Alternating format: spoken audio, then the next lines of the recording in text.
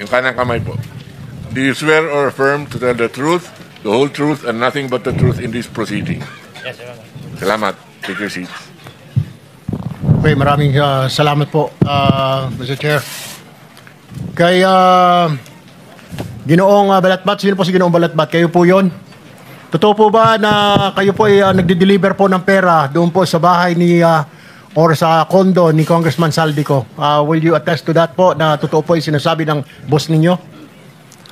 Your Honor, bali ako po, isang beses lang po ako nakapag-deliver doon. Gaano karami po yon? Kung inyo po natatandaan, ilang maleta, ilang sako yung deliver po ninyong pera? Your Honor, sa pagkakatanda ko po, mga nasa 6 to 8 na maleta po. 6 to 8 na maleta? Alam niyo po ba kung magkano halaga noon? Di ba kayo sinabihan kung magkano? Wala po kaming idea. Saan po dinala? Pero alam po ninyo na pera po laman ng maleta po na yon? Hindi po kinonfirm na pera, so wala po kaming idea. Okay. Saan niyo po dineliver yung mga maleta na yon? Nung nasama po ako doon, Your Honor, sa Valle Verde po. Ito po ba yung bahay ni ni Congressman ako sa Valle Verde 6? Bahay po siya pero hindi ko po alam kung kay Senator. Sino po ang sumalubong po sa inyo doon? Mga tauhan po yung nandun, Your Honor. Mga tauhan? Wala pong resibo na parang acknowledgement receipt or what? Basta i-deliver nyo lang po doon? Hindi ko po alam, Your Honor. Alright, may papakita po kami slide ng bahay po. Ano po, kung ito po yung bahay na sinasabi ninyo na dineliver po ninyo sa bahay ni Congressman Saldico. Pakilagay po yung bahay. Kung ito po ba, ma-confirm lang po. Your Honor, magkaiba po yan, Your Honor. Magkaiba? Opo. Okay. Yung sasakyan ho na yan, alam niyo yan? Yung NFI 6319? Your Honor, bali yan po yung nag-pick up po ng... Yan po kasi, Your Honor, yung sa Fairview po. Ano naman yung sa Fairview? Bali yan po yung dinadala namin ni Christian ng... Dinadala po na? Mga maleta din po yung dinadala namin. So, hindi lang po isang beses. Kasi kung dinadala po namin, sabi nyo, iba naman po ito. So, ibang sasakyan naman po ito. Opo, Your Honor. Bali po kasi yung sa sinasabi nyo po na yung sa Valle Verde po, isang beses lang po nakapagdala doon eh. Yung sa ano po? Yung ito? Iba po yan yung ano eh. Sino po ang diniliberan naman ninyo ng pera dito? Itong gamit yung sasakyan na ito? Hindi, Your Honor, hindi po kami ang may gamit ng sasakyan na yan. Pero kasama po yan dyan sa inyong office, itong NFI 6319? Hindi po. Bali po, yan po yung sasakyan ng kumuha ng mga maleta. Yan po. So, nag-exchange lang kayo. Galing po sa sasakyan ninyo, inilipat nyo po dyan. Bali sila po yung kumuha sa sasakyan namin. Saan po ang nangyari itong transaksyon na ito na palitan, na ikarga from your sasakyan to that sasakyan? Saan po nangyari ito? Sa Phoenix Petroleum po, sa Dahlia Street, Fairview po. Doon po nangyari yung palitan, Opo. na inilipat sa inyong sasakyan yung pera. Okay. Opo. Alright, babalikin kita mamaya. Mr. Christian, ikaw naman po, ilang beses ko kayo nakapag-deliver ng pera po sa sinasabi ni D. Alcantara? At kani-kanino po ang inyong pinag-deliveran? Doon po sa Dahlia po, 7 beses po. Dahlia? Opo. Ano po yung Dahlia? Yung ito pong binanggit ni... Sa Fairview? Opo, Fairview po. Okay, ilang maleta naman po yung diniliver nyo ho doon? Per deliver po, nasa 8 to 10 na maleta po. 8 to 10 na maleta. Tina-transfer din po ninyo? Hindi. Opo. Kasama ko po si Mr. Andre. Kasama si Engineer Alcantara? Si Andre po. Si Andre. Ako po yung driver niya. Para kanino daw po yun? Hindi po namin alam, Your Honor. Hindi nyo alam, pero may sumasalubong. Ilang beses pong ganun transaksyon ang ginawa ninyo, palitan po, o nililipat yung maleta? Dyan po sa Dahlia, 7 beses po. 7 beses? Ano yun, buwan-buwan, linggo-linggo? Magkakaibang araw po, Your Honor. Pero sa loob ng isang buwan? Hindi po. Mga ilan, pagitan, ilang buwan, ilang araw? Sa November po, 5 beses po. Tapos meron pong January tsaka March po. November, January, at saka March. D. Alcantara, will you confirm? November, January, at saka March? Posible po, Your Honor. Hindi ko lang po talaga ma-recall. Saan galing po itong pera? Advance po ba ito ng mga kontraktor? Kasi, Your Honor, pinag-uusapan pala yung budget ng November, may budget na po kagad si congressman ko. Advance po, Your Honor. Actually, yan po. Advance payment. Yung sa sinasabi niya pong 6-7 maleta, approximately mga magkano pong pera laman nun? 6 na hanggang 8 maleta? Normally po, ang isang maleta, nagre-range po from 30 to 40 million. Pagkakatanda ko po. Kasi nilalagyan po namin ng numero yon para po for total. Normally po, mga 30 to 40. Pinakamababa na po yung, pag maliit po yung maleta, mga nasa 25. Meron pong, hindi ko po matandaan kung meron po kaming isang maletang malaking-malaki na kaya po yung 50. Pero bihira po yung 50. 30 to 40 po normally ang isang maleta po. Ang for the information po, iyan pong pictures na yan, hindi rin po namin talaga alam kung saan po sila magpapalitan. Pero ang pagkakatanda ko po, Yan po yung mga, hindi po kay Kong Saldi yung delivery na yan. Dahil ang kay Kong Saldi po ay puro sa Valle Verde at sa BGC. Sino po yan? Ang delivery na po yan po yung di-deliver po kay Yusek Bernardo. Thank you po. Bakit sa Fairview po?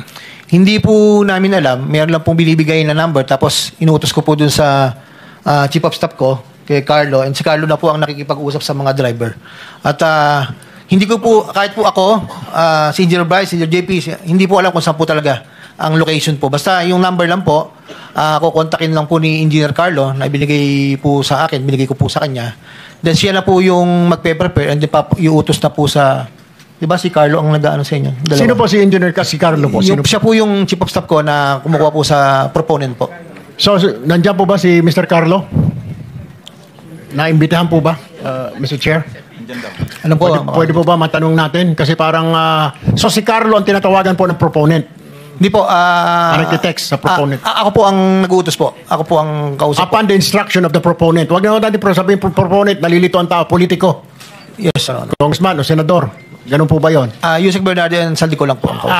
Si Yusek Bernardo. Kasi may nasabi po silang Congressman Saldi, ito po si Balatbat kanina. Opo. Nung nagdi-deliver na po sa Valle Verde, sabi ko nga po sa statement ko, sir, Your Honor, mayroon pong times na dalawang beses po sa BGC sa parking.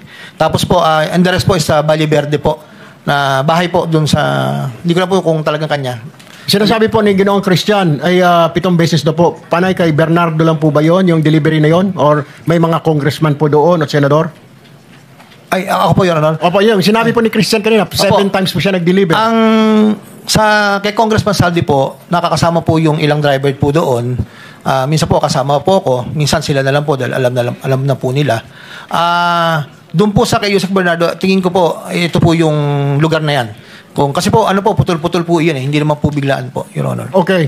Paano nila nalalaman na na-deliver na? Baka mamaya tinakbo na ng inyong driver. Meron ba kayong confirmation na natanggap mo na ba, boss? Natanggap mo na ba, Kong, yung pera? Nandyan na, 7 maleta?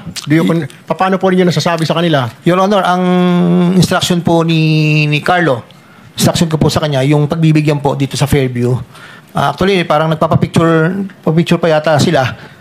Pero hindi ko po kilala yung tao. Yun lang po yung pinadala po doon. So, pinagkakatiwala nyo sa tao na hindi kilala? Yun po kasi yung binigay po na number. Pangalan at number. Yes po, opo. Nung politiko o nung ni undersecretary? Yes po, Your Honor. Alright, okay. No, Senator Erwin, no, kasi we have the whole day to do this. Bibigyan namin kayo ng extra 2 minutes. Everybody for that matter, no? Kung gusto niyo i-avail yung additional 2 minutes, tuloy-tuloy lang para mas mahaba. Hindi naman tayo constrained sa oras. So, you may continue. Thank you, Mr. Chair. Si Carlo Rivera, nakapanumpa ka na ba or this is your first time here? Naka-attend na po ako last hearing. Nanumpa ka na ba? Apo, yes po. Nanumpa ka na rin. Okay, Carlo Rivera. Yung pinagdeliveran mo ng pera sa Valle Verde, sino po? Si Congressman ba mismo ang tumanggap? Yun po, inuutos lang po namin sa driver. Sila po ang nagdi-deliver po doon. Yung driver? Opo. Ay, yung po ang doon sa Dahlia, sa Fairview? Yan po is, bibigay lang po sa akin ni D.E. Henry yung contact number. Then po forward ko po sa kanila. Sino yung nakakausap mo po sa contact number?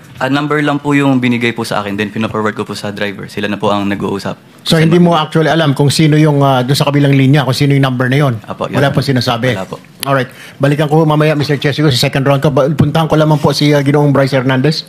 Mr. Bryce, yung pinagsasabi po ni Yusek Bernardo, tama naman po. Agree po kayo o may kulang? Your Honor, parang kulang po yung commitment na binanggit po ni Yusek Robert. Kasi as per instruction po sa amin ni Boss Henry, nasa 25% po ang pinapaprepare na obligasyon. Okay, pero yung sinasabi po niya kasi 15% para kay Ulay Bar daw. Pero every time po ba 25 yung binibigay niyo lahat? Pag po gano'n na senatorial funds, ano po, minimum po yung 25%, nagiging 30 pa nga po. Pag sa senador dinideliver? Sa tao, staff po ng senador, yes po. Staff po ng senador Yes po, dinideliver. yes So po, nasa Your Honor. 30. Yes po. Yung mga tao po nabanggit niya na bago ngayon, tama po ba yon? Or ngayon niyo lang po narinig? Your Honor, ngayon ko lang po nadinig yun. Hindi ko na po abot yun, Your Honor. Balikan ko po si Engineer Alcantara, itong mga tao pong nabanggit, sina Chis Escudero, sina Nancy Binay, Bong Revilla, personal na po ba ninyong namit ito? Or paano po, naka-text ninyo? Hindi po, Your Honor. Ngayon ko lang po narinig about Escudero, Binay, yung Bong Revilla po, yung 300 million, si Yusek Robert po ang nambagit sa akin na sinabi ko po sa affidavit ko po. Wala po akong komunikasyon, hindi ko po sila nakakausap. Ang kausap ko lang po ay si Yusek Bernardo po. Okay. At one point, nakapunta ka sa birthday party o ano, alam mo yung mga kababayan ho natin, baka may mga litrato po, nandun po kayo sa mga birthday, sa mga kasalan, what have you. Wala po. Doon lang po sa okasyon ni Senator Jinggoy na sinama nga po ako ng mga dating kasamahan ko po. Nagpa-picture lang po ako. Kahit naman po, kung sino po yung nakita ko doon, ang tanda ko po. Kahit po kay, ano ba yun? Sino po yung tumakbong senador na Dagon? Attorney, ano ba yun? Dagon? Yung ano po? Nagpa-picture pa po ako doon eh. Yung ano po? Attorney... Gadon. Attorney Larry Gadon. Opo, nagpa-picture pa po ako. Basta kung sino po yung nandoon, picture lang po ako. Alright. So Bryce, mali po yung sinasabi ni Yusek. So parang kulang kasi sinasabi niya 15% lang pero kayo ini-impake niyo 25%. Opo, minimum po yun, 25%. So sa palagay mo, sinabi niya po, nasaan kaya napunta po yung 10%? It's either po kay Boss Henry o kay Boss Robert. Hindi po sa akin. Okay. Pero 25 sigurado ka? Opo, Your Honor. Okay. Alright. Dito po kay Ginoong JP, agree? Yun po sa sinabi ni Yusek Bernardo. Tama po? Agree po na 25% po to up to 30% po yung pinagagayak po. Will it be safe to say, Engineer Alcantara, na yung 10% napupunta lang siguro kay Yusek Bernardo? Wala po akong personal knowledge. Pero kayo po, pag inabot ninyo sa 25%, lahat po yun? Yes po, ito po yung pinaprepare ni Engineer Carlo sa tamang 25 to 30. Siya po ang nagpe-prepare po lahat. Kami po sa box. Ano po yun? Yun po talaga yung percentage po, 25 to 30 po. Okay, kaklarify ko lang, Yusek, pag congressman, senador, 30% po ba ang binibigay ninyong komisyon o yung pinapadala ninyo? Your Honor, kay Congressman Saldi po is 25 nga po. Kaya sa senador po, wala po akong knowledge. Basta si Yusek Bernardo po ang nagsasabi sa akin na ganun po. At so, Yusek Bernardo ang contact po ng mambabatas, hindi po kayo rekta? Yes po, Your Honor. Alright. Ngayon, linawin ko rin po, yung para po sa pass-through charges sa mga district representative, meron din po yan. Kasi yung tinatawag na parking fee. Hindi naman niya lugar yun, hindi niya distrito, pero kailangan lagyan ng pondo doon. Magkano percent po ito? 5% po, Your Honor. Hindi 6%, 5%. Meron pong panahon na nag-6 po din 2024. Kasi po, yung pong, ito po ay sariling plano ko po. Actually po, ginagawa ko pong contingency iba at ang plano ko po talaga doon ay ibigay po kay Senator Joel po kung ano mo po yung makokolekta. Kung sino po yung mga, hindi naman po lahat, piling-pili lang po yung mga contractor na inaas ko na makahingi po ng tulong. Yun lang po, Your Honor. Mr. Chair, nais ko lang po linawin ito sinasabing pass-through charge for the district representative. Ito po, kung ikaw ay hindi mo distrito at ibinaba mo doon sa distrito na yon, bibigyan mo yung congressman ng distrito na yon ng 6%. Tama po? Sa representative po, 5 po. 5%. Unfortunately, your extra 2 minutes is up. One last question na po. Sige, One last question. Total po nito, dahil may District Engineering Office 8.5%, COA 1%, Contractor 5%, Losing Bidder 3%, Actual Project Implementation 30%, 83.5% po. Tama po. Ang binabawas po sa pagbinaba ang pondo. So magkano po natitira nila sa pondo sa mga commitment? Commitment po, yun po, yung 25 to... Lahat po, pati sa inyo na po. Bilisan na lang po natin. Commitment po sa back po ay... Kaya nga po, estimate lang sir, magkano natitira para sa proyekto? Magkano po? 30 to 35 po. 30% na lang to 35? 30 to 35. Dahil yung 65% na sa commitment lahat. Sa taxes po and commitment. Yes, sir. Taxes and commitment. Pero mas marami yung commitment. Yes po. Salamat po. Thank you.